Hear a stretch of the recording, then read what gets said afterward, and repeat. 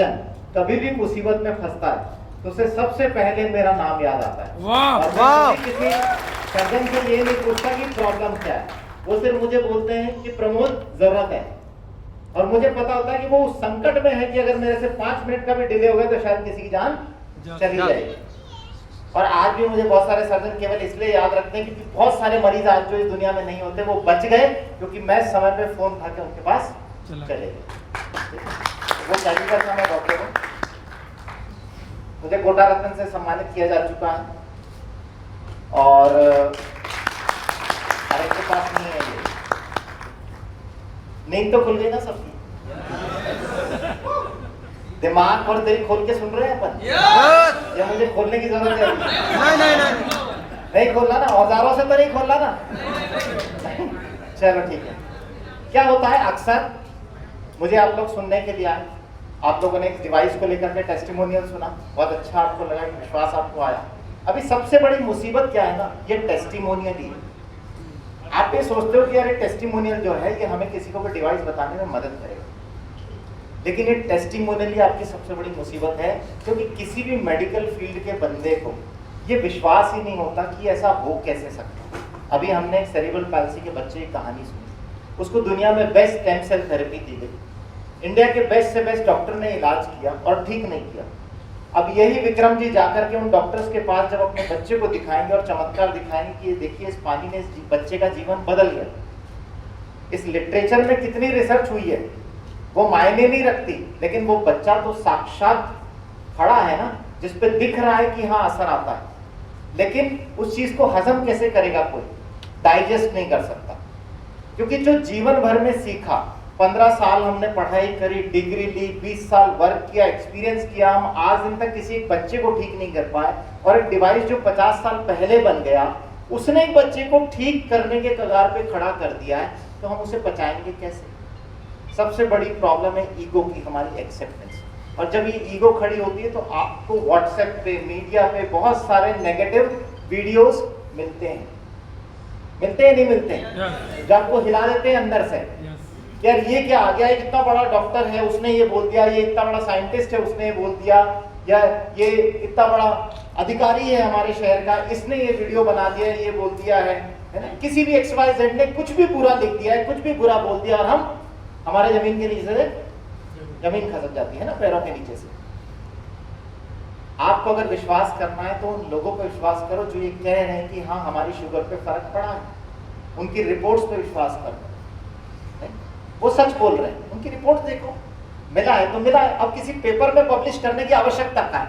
आपके सामने साक्षात ही व्यक्ति खड़ा हुआ है ना अपने रिपोर्ट्स लेके, तो क्या हमें किसी इंटरनेशनल पब्लिकेशन की जरूरत है? ये अलग बात है कि बड़े बड़े डॉक्टर्स ने और साइंटिस्ट ने बहुत सारे रिसर्चेस ऑलरेडी कर दी है, ये प्रूवन है कि ये पानी काम करता है, लेकिन बात ये कि उसकी पढ़ने की फुर्सत किसके पास है?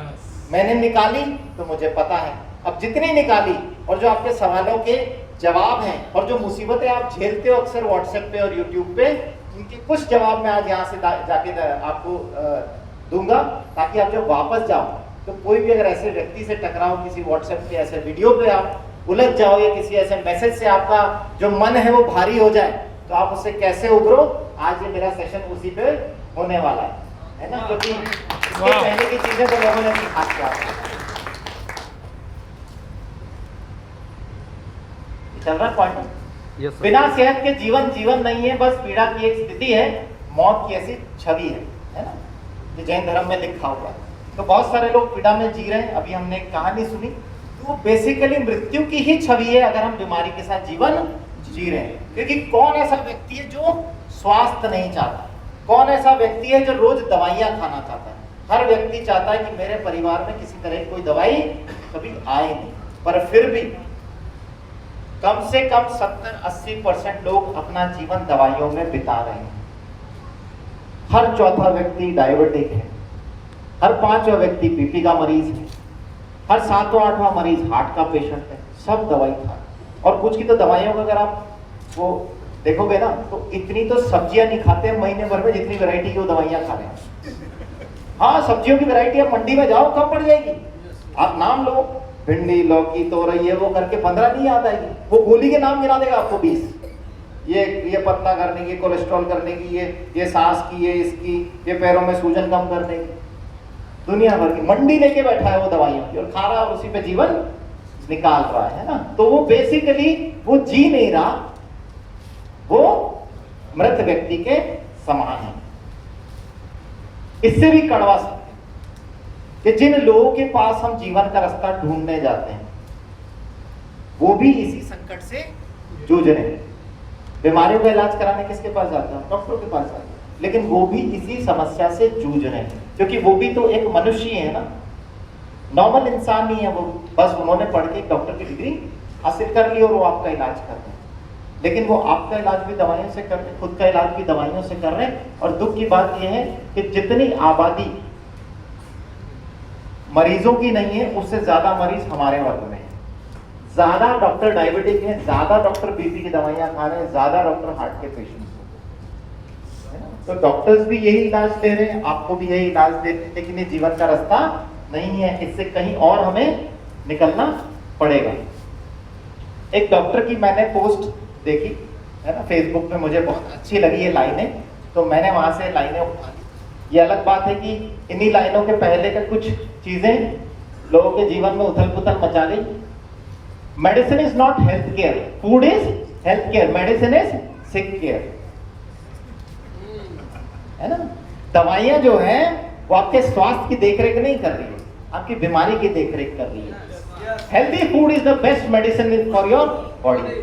सेहतमंद खाना आपके शरीर के लिए सही दवाई है। और हिप्पोक्रेट्स जिसकी हम ओथ लेते हैं, जो हम डॉक्टर बनते हैं उसके पहले हम हिप्पोक्रेट्स की ओथ लेते हैं, वो हिप्पोक्रेट भी यही कहता है कि पहली दवाई आपका स्वस्थ भोजन है ना। तो ये यही लाइन है, medicine only helps when you are already सिक।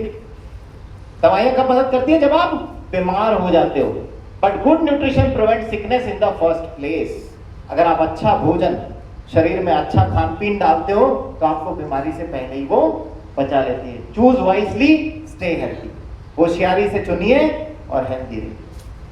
ये लाइनें आपको कितना मोटिवेट कर रही है, लेकिन इसके पहले का जो इनका शेयर किया हुआ था, उन्होंने आपको बड़े दुख और संकट में डाल दिया था। इन्हें भी समझने की जरूरत है कि इन्होंने क्या लिख दिया। हमारे शरीर में जितनी भी समस्याएं आती है, बेसिकली हम दिन रात जिन भी चीजों से जूझ रहे होते हैं, हम दिन रात जिन भी चीजों से जूझ रहे होते हैं, क्या? गंदा भोजन, गंदा पानी, गंदा एनवायरनमेंट, वर्क स्ट्रेस, है ना। जो भी हम इस शरीर को दे रहे हैं खराब, उससे हमारे शरीर में ऑक्सीडेटिव स्ट्रेस पैदा होता है।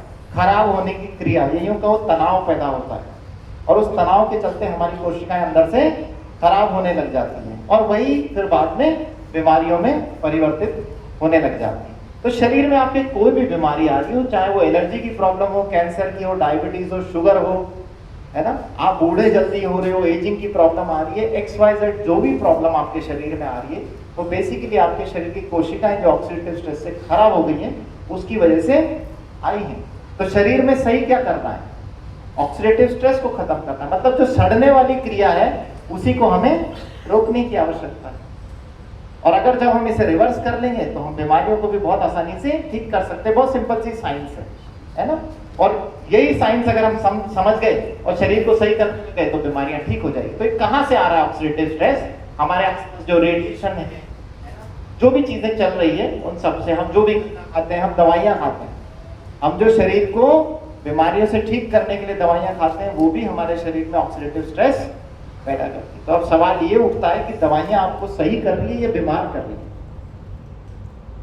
वास्तविकता में तो बीमारी कर रही है अगर वो ऑक्सीडेटिव स्ट्रेस पैदा कर रही है ना। तो आप गोली खा के खुद को स्वस्थ नहीं करते, गोली खा के खुद को और एक बीमारी के लिए तैयार करते हो। इसलिए समय के साथ किसी भी मरीज की दवाइयां बढ़ती कि घटती है?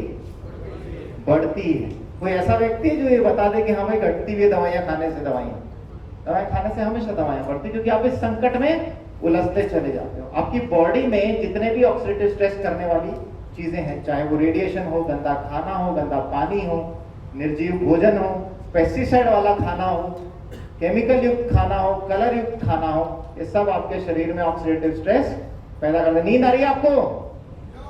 जगाने की आवश्यकता है मुझे? मेरे सेशन में मुझे एक भी व्यक्ति सोता हुआ पसंद नहीं है, उठा के बाहर निकाल दूंगा मैं। मैं सर्जरी में नहीं सो सकता, तो लोगों की आंखें बंद कैसे देख सकता हूँ? आंखें बंद मुझे ऐसा लगता मर गए ये। इसका CPR करना पड़ेगा। किसी की अगर आंखें बंद हो गई तो मैं नीचे आके CPR करने लग जाऊंगा।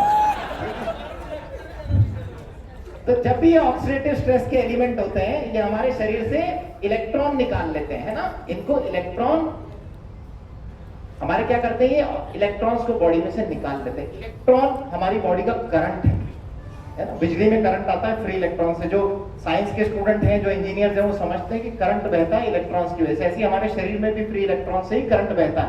यही हमारे शरीर को सही करते हैं, और जो भी खराब चीज हमारे शरीर में जाती है, इलेक्ट्रॉन को बाहर खींच के निकाल देते हैं। हमारे शरीर की एनर्जी कम हो जाती है। हीलिंग इज वोल्टेज के बारे में जिन्होंने पढ़ा होगा वो जानते होंगे कि वोल्टेज जो करंट है वही हमारे शरीर की कोशिकाओं को सही करता है। तो एक करंट जब हमारा खराब हो जाता है, हमें बीमारियां आने लग जाती है। अब इस करंट को कौन देगा? जिसमें एंटीऑक्सीडेंट गुण होगा, जिसमें फ्री इलेक्ट्रॉन्स होंगे। वो किसमें है? आपके कैंगन वाटर। कितने एंटीऑक्सीडेंट है उसमें? 1.5 लीटर पानी में 516 सेब के बराबर एंटीऑक्सीडेंट।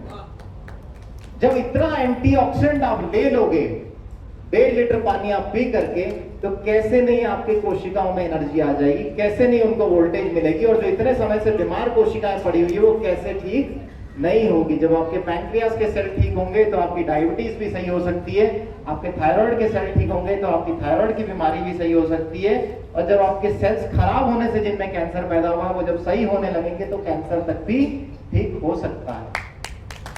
बहुत ही सिंपल सा विज्ञान है। तो जब इतनी एंटीऑक्सीडेंट स्ट्रेंथ इस पानी के अंदर है तो कैसे ये काम नहीं करेगा? इस चीज को हम जुटला नहीं सकते।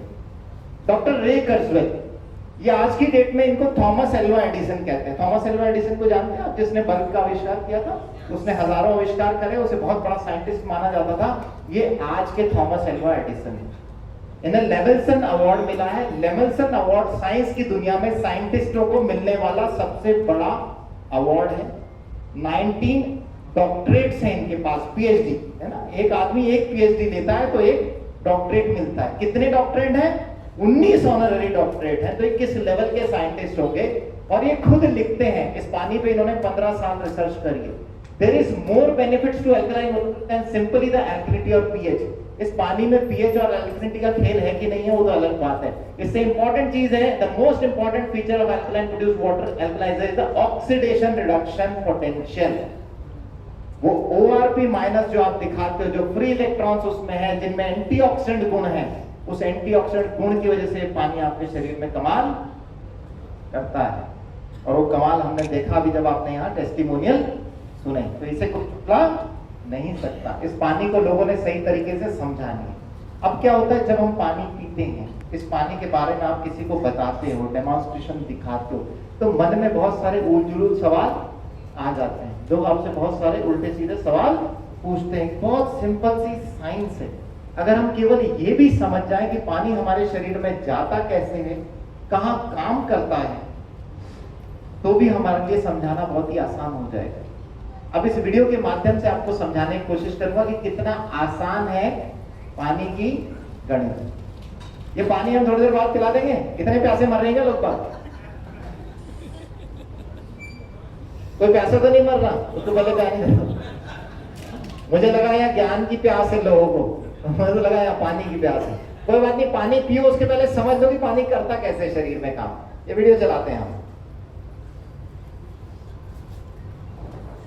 पानी इस दुनिया का सबसे सिंपल मॉलिक्यूल है जो इस दुनिया में लाइफ के लिए सबसे ज्यादा जरूरी है। जब शरीर में पानी आता है तभी शरीर में कई सारे केमिकल रिएक्शन होते हैं और यही केमिकल क्रियाएं हमारे शरीर में एनर्जी को लाते हैं। आपको एक वीडियो में मैंने ये बताया है कि भोजन कैसे पचता है। उसमें बहुत ही डिटेल से मैंने आपको ये बताया है कि छोटी आंत और बड़ी आंत में कैसे न्यूट्रिएंट्स का अब्जॉर्प्शन होता है। वो वीडियो अच्छा लगा था तो लाइक कर दो। लेकिन आज आपको इस वीडियो में मैं ये बताऊंगा कि हमारे शरीर में पानी का अब्जॉर्प्शन कैसे होता है। ध्यान रहे, पानी का पाचन तो होता नहीं है, क्योंकि पानी को छोटे छोटे टुकड़ों में तोड़ने के लिए एसिड की आवश्यकता होती नहीं है। इसीलिए तो वीडियो की शुरुआत में ही मैंने आपको ये बताया कि वाटर इस दुनिया का सबसे सिंपल मॉलिक्यूल है। उदाहरण के लिए, जब हम प्रोटीन या कोई फैट वाली चीज खाते हैं तो पहले स्टमक में कुछ एसिड रिलीज होते हैं जो उन्हें छोटे छोटे टुकड़ों में तोड़कर सिंपलर फॉर्म में बना देते हैं। तब जाकर छोटी आंत और बड़ी आंत इन फूड को पचा पाता है। लेकिन पानी के साथ ऐसा नहीं होता है। पानी तो बहुत ही सिंपल है,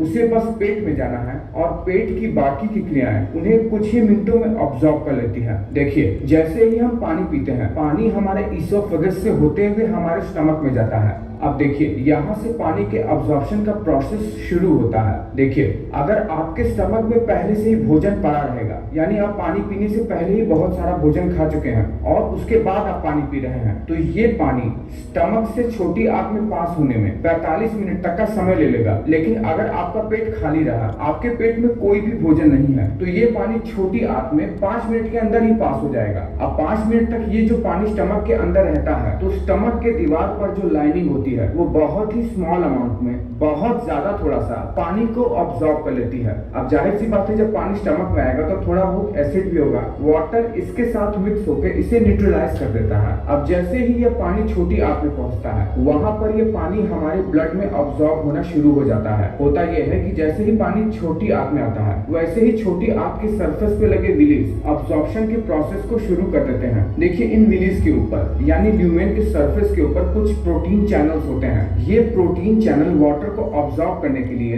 अपने अंदर से छोटी आंत के ल्यूमेन के अंदर ढेर सारा सोडियम आयन भेजने लगते हैं, जिससे छोटी आंत के ल्यूमेन में सोडियम का कंसंट्रेशन ज्यादा हो जाए और विलीज के अंदर सोडियम कंसंट्रेशन कम हो जाए। देखिए, आप ये बात तो जानते ही होंगे कि किसी भी चीज का फ्लो ज्यादा डेंसिटी वाली चीज से कम डेंसिटी वाली चीज की तरफ ही होता है। तो होता यह है कि जब सोडियम आयन जो कि ल्यूमेन में ज्यादा डेंसिटी में हो गए हैं, वो ग्लूकोज के साथ एक सिम्पोर्टर की सहायता से वाटर को भी विलीज के अंदर पहुंचाने लगते हैं। सिम्पोर्टर वो प्रोटीन चैनल होते हैं जहां से दो डिफरेंट टाइप के मॉलिक्यूल एक ही साथ एक ही दिशा में जा सकते हैं, और यही सिम्पोर्टर की सहायता से पानी हमारे शरीर में पहुंचने लगता है, यानी हमारे ब्लड स्ट्रीम में पहुंचने लगता है, और इस तरह से पानी हमारे खून में मिल जाता है और खून के जरिए यानी ब्लड स्ट्रीम के जरिए वो पूरे शरीर भर में फैल जाता है। पर पानी का अब्जॉर्प्शन स्मॉल इंटेस्टाइन में भी बहुत ही थोड़ा सा ही होता है। असल वाटर का अब्जॉर्प्शन शुरू होता है लार्ज इंटेस्टाइन यानी बड़ी आंत में। लेकिन ऐसा क्यों है कि लार्ज इंटेस्टाइन में ही वाटर का असली अब्जॉर्प्शन शुरू होता है? देखिए, लार्ज इंटेस्टाइन का सरफेस एरिया बहुत ज्यादा होता है और ये छोटी आंत की तुलना में ज्यादा सीधा पाथ फॉलो करता है, बिल्कुल सीधा सीधा होता है इसमें ल्यूमेन। इसलिए वाटर और सॉल्ट यानी इलेक्ट्रोलाइट्स का अब्जॉर्प्शन सबसे ज्यादा बड़ी आंत में ही होता है। अब देखिए, पानी जैसे ही बड़ी आंत में आएगा,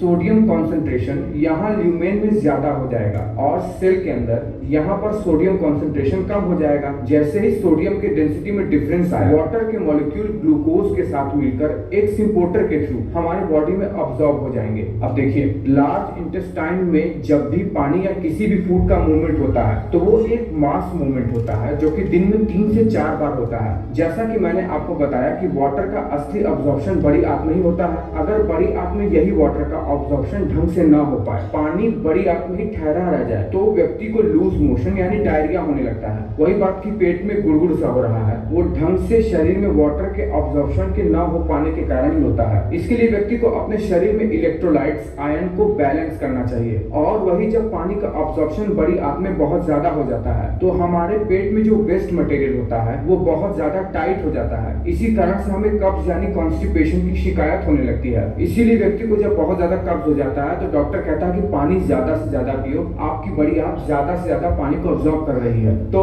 शरीर में पानी का अब्जॉर्प्शन कुछ इस तरह से होता है। आपको ये वीडियो कैसा लगा मुझे नीचे कमेंट करके बताइए। अच्छा लगा तो लाइक। अब मुझे बताओ कि पानी जो है पेट में कोई काम करता है? कोई काम करता ही नहीं। छोटी आंत में थोड़ा एब्जॉर्प्शन, वहां से ब्लड में जाता है। एब्जॉर्ब कहाँ होता है पानी? बड़ी आंत में। बड़ी आंत हमारे पेट का सबसे आखिरी हिस्सा है। तो जब पानी का पेट में कोई काम ही नहीं है तो पानी आपके पेट के एसिड के साथ कुछ कर सकता है? कुछ नहीं कर सकता। वो एसिड इतना स्ट्रॉन्ग होता है कि उसमें उंगली डाल दो तो वो निमट जाए। अच्छा, मुझे कोई कैंगन वाटर का फॉर्मूला बता सकता है? कोई कैंगन वाटर का फॉर्मूला बता सकता है? अरे पानी का फॉर्मूला H2 ही है। बहुत सिंपल सी बात है, पानी का फॉर्मूला H2। अब आपको ना मैं पेट की बहुत सिंपल गणित समझाता हूँ कि पेट में एसिड बनता क्या कैसे, और आप इस चमत्कार को समझ जाओगे कि ये पानी एसिड पे काम करेगा कि नहीं करेगा, है ना।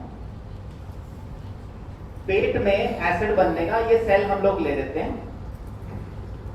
इस साइड पे आपके पेट के अंदर का हिस्सा है जहां एसिड जाता है, और इस साइड पे वो हिस्सा है जहां पे हमारा ब्लड है, खून है ना। ये बीच की परत है पेट की जहां एसिड का प्रोडक्शन हो रहा है।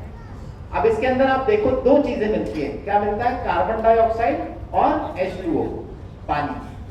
कार्बन डाइऑक्साइड हमारे ब्लड से अंदर आता है, हमारे ब्लड में है, क्योंकि जितनी भी कोशिका ऑक्सीजन लेती है वो कार्बन डाइऑक्साइड बनाती है, ब्लड से पानी बन गया।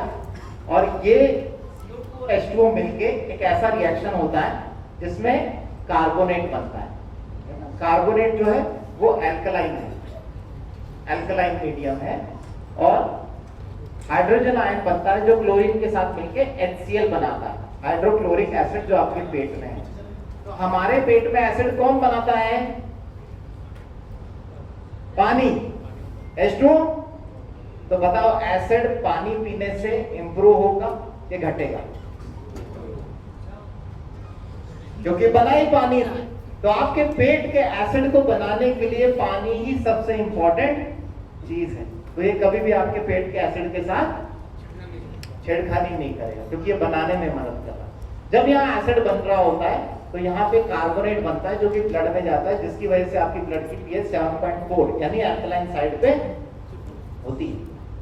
और यही pH जब नीचे पैंक्रियास को मिलती है, ब्लड वहां जाता है, तो आपका बाइल जो है, जो लीवर से बाइल बनता है, पैंक्रियास के जूस बनते हैं, वो सब एल्कलाइन नेचर के होते हैं। पेट में खाना सिर्फ टूटता है एसिड की मदद से, HCl की मदद से। वो खाना जब टूट जाता है तो पेट से नीचे आंतों में कभी भी एसिड नहीं उतरता। वहां एक दरवाजा लगा हुआ है जो नीचे से उतरने से उसको रोक देता है। उसके बाद वहां सारे एल्कलाइन जूसेस निकलते हैं पैंक्रियाज और लिवर से। जो लोग गैस की गोली खाते हैं वो इस रिएक्शन को बंद कर देते हैं। जैसे ही रिएक्शन बंद होता है पेट में एसिड बनना कम हो जाता है। इधर बाइकार्बोनेट यानी जो एल्कलाइन मीडियम था, जो आपके पैंक्रियाज और लीवर के लिए जरूरी था, वो भी बनना कम हो जाता है। तो आपके पैंक्रियाज और लीवर की डाइजेस्टिव सिस्टम की जो स्ट्रेंथ है वो भी कम हो जाती है। तो गैस की गोली खा करके आप डाइजेशन को सुधार रहे हो कि खराब कर रहे हो, खराब कर रहे हो। तो जो लोग गैस की गोली खा के गैस को दबा रहे हैं, उससे उनकी गैस कम नहीं हो रही, उससे उनकी गैस और ज्यादा बढ़ रही। अब लोग कहते हैं कि कैंगन पानी जो है वो एल्कलाइन है, लेकिन फिर भी वो एसिड को न्यूट्रलाइज नहीं कर रहा। वो तो एल्कलिनिटी है उसकी, बहुत वीक है, वो नहीं करेगा। वोल्टा आपके एसिड को स्टिमुलेट करेगा जिससे खाना जल्दी टूटे, एसिड अच्छा बने। और आंतों में जो है आपके बाइकार्बोनेट ज्यादा बनेगा, तो वहां आपका लिवर अच्छा काम करेगा, पैंक्रियाज अच्छा काम करेगा। जब अच्छा काम करेंगे तो शुगर भी इंप्रूव होगी, लिवर के एंजाइम्स भी इंप्रूव होंगे, भूख भी लगने लग जाएगी, गॉलस्टोन भी आपके गलने लग जाएंगे, है ना, फैटी लिवर भी आपका सही होने लग जाएगा। तो कोई चमत्कार नहीं है, बहुत सिंपल सा साइंस है जिससे शरीर काम कर रहा है। ये पानी आपके वहां पे काम करने लग जाता है। अब आपका लिवर हेल्दी हो गया, सब हेल्दी हो गया। लोग कहते हैं फिर जब एसिड को न्यूट्रलाइज ही नहीं कर रहा तो एसिड पे कैसे आराम आ रहा है? आता है ना, है? पानी एसिड को न्यूट्रलाइज करता नहीं, पर पानी पीते तो एसिड में आराम आ जाता है। चलो इस साइंस को भी थोड़ा सा समझते हैं। पहले इस पानी को समझते हैं, है ना। मैंने आपको कहा कैंगन वाटर का फॉर्मूला क्या है, H2O। लेकिन जब इलेक्ट्रोलिसिस होता है तो पानी के टुकड़े हो जाते हैं, और उस टुकड़े होने में एक साइड पर क्या होता है, हमारा H2O टूट के H+ और OH आयन अलग अलग बना देता है। तो जिस साइड से हम पानी पीते हैं वहां पे गैसियस हाइड्रोजन, मॉलिक्यूलर हाइड्रोजन भी निकलती है, जिसे आप बबल्स के रूप में देखते हैं। जहां नेचुरल स्प्रिंग वाटर के अंदर या गंगा जल के अंदर भी, गंगोत्री के ऊपर आपको ये देखने को मिलता है, क्योंकि वहां पानी से टकरा, पत्थर से टकरा के पानी ऐसा हो जाता है। तो ये इलेक्ट्रोलिसिस जब हुआ तो H+ आयन बन गए, OH बन गए, लेकिन इस सारी खेल में एक चीज और बनी, फ्री इलेक्ट्रॉन। और यही आपके एंटीऑक्सीडेंट गुण पैदा करते हैं।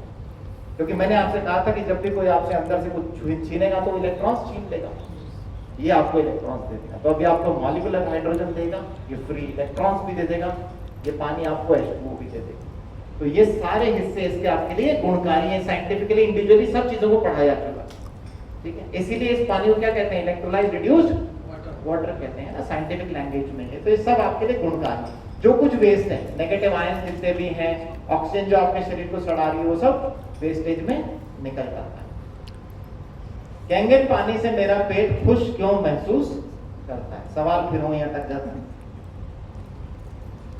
आपको जब भी प्रॉब्लम होगी कब्जे की, दस्त की, आप ज्यादा परेशान होगे, क्योंकि प्रॉब्लम कहाँ है? बड़ी आंत में। जब भी आपकी बड़ी आंत दुख पा रही होगी, उसी समय आपका पेट आपको परेशान कर रहा होगा, आप कुर्सी पे नहीं बैठ पाओगे। तो जिसे आप बेसिकली गैस समझ रहे हैं, वो आपके स्टमक में नहीं, वो आपकी बड़ी आंतों का दुख है जिसे आप झेल रहे हो। जैसे ही वो साफ होने लग जाएंगे, अपने आप आपका पेट हल्का होने लग जाएगा, क्योंकि पेट में तो पानी रुक ही नहीं रहा। और पेट में क्या काम है एसिड का? खाने को तोड़ने का। वो उसको एब्जॉर्ब भी नहीं कर रहा। ये काम तो एसिड कम हो ज्यादा हो कर लेगा वो। लेकिन क्या होता है, ये एसिड जब आपकी नीचे की आंतें कमजोर होती है तो आपके पेट से एसिड नीचे उतर जाता है, वहां का मीडियम थोड़ा सा एसिडिक हो जाता है, तो आपको बर्निंग सेंसेशन होती है। आंतों में आपका खाना रुका रहता है, पूरा मल जमा रहता है, फैट जमा रहता है, वो साफ होती नहीं है। और आंतों का सबसे बड़ा हिस्सा बड़ी आंतें हैं। जैसे ही वो साफ होती हैं, ऑटोमेटिकली आपको पेट हल्का महसूस होने लग जाता है। आपको लगता है मेरा वजन भी कम होने लग गया, पेट भी चपटा होने लग गया। इसीलिए जो लोग एनिमा लेते हैं, रिवर्स वाटर थेरेपी, क्योंकि ऊपर से तो पानी जाने कब नीचे पहुंचेगा? 6 मीटर की आंत है, नीचे से पानी डालना स्टार्ट करते हैं तो पानी और जल्दी असर करने लग जाता है, क्योंकि बड़ी आंत में ही पानी का ज्यादा रोल है। तो आप जो शुरुआती लोग हैं वो पानी पी भी रहे हैं, एनिमा भी ले रहे हैं पानी से, उनको और ज्यादा बेनिफिट महसूस होता है। इसीलिए आयुर्वेदिक पद्धति में जब भी किसी बीमारी का इलाज किया जाता है तो सबसे पहले शुरुआती 3 से 7 दिन पानी का एनिमा लगाया जाता है। लगाया जाता है, ये वो सिद्धांत है। जब आपकी बड़ी आंत सही होगी, साफ सुथरी होगी, तो आपकी गैस, पेट की समस्याएं ठीक हो जाएगी। ये पानी आपके पेट के एसिड के साथ कोई छेड़छाड़ नहीं करता, कोई खिलवाड़ नहीं करता। ये आपके डाइजेस्टिव सिस्टम को इंप्रूव करता है, आपकी पाचन क्रिया को सही करता है, आपके लीवर पैंक्रियास की हेल्थ को सही करता है, एंटीऑक्सीडेंट गुण की वजह से इन ऑर्गन्स को सही करने में मदद करता है, आपकी बड़ी आंत को साफ करता है, कचरा बाहर निकालता है, और इसकी वजह से आप हल्का महसूस करने लग जाते हैं। लोग कहते हैं कि मेरे पास अक्सर ये कंप्लेन अब आने लग गई है कि सर इतनी अच्छी चीज है, आप इतना अच्छा हमें समझा के भेजते हो, हम लोगों को भी समझाते हैं इस पानी के बारे में, इतना अच्छा ये पानी कि हर एक के जीवन में होना चाहिए।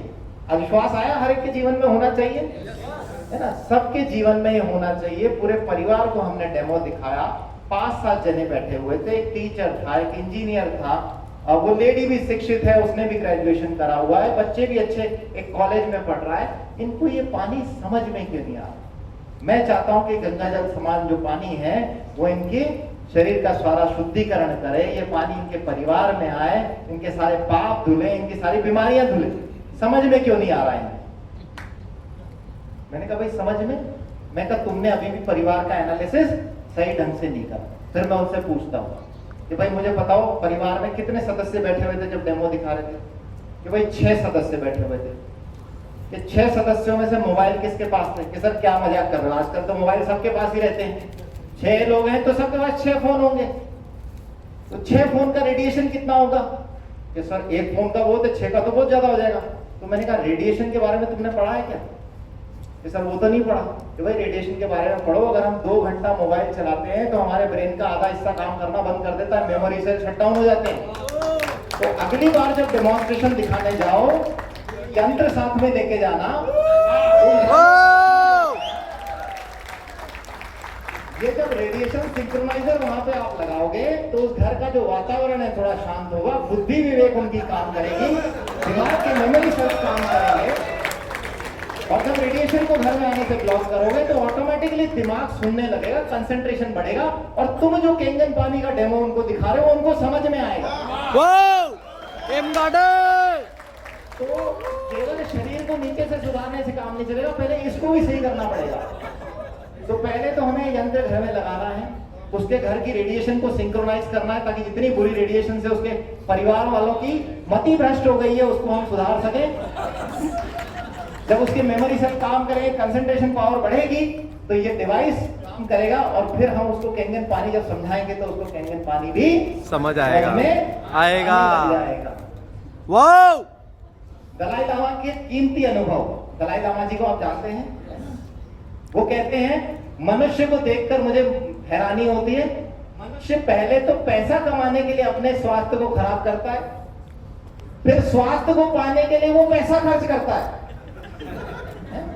कितनी बड़ी विडंबना है कि पहले तो पैसा कमाने के लिए स्वास्थ्य खराब करता है और फिर स्वास्थ्य पाने के लिए पैसा खराब करता है।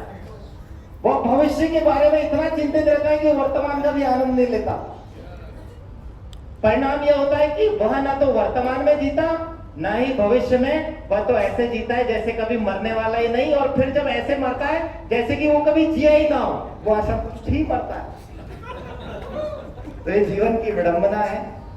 हम लोगों को ना जीना सिखा सकते, ना आनंद सिखा सकते, न उनका जीवन बदल सकते। हमारा काम है केवल उन्हें अच्छी चीज के बारे में जागरूक करना। उनका अपना परिवार है, वो अपने परिवार के लिए निर्णय खुद ही लेंगे। ऊपर वाले ने लिख के भेजा है कि स्वस्थ जीवन जिएगा कि दवाई युक्त जीवन जिएगा। आपको सिर्फ अपना काम करना और उन्हें स्वास्थ्य के बारे में जागरूक करना। धन्यवाद।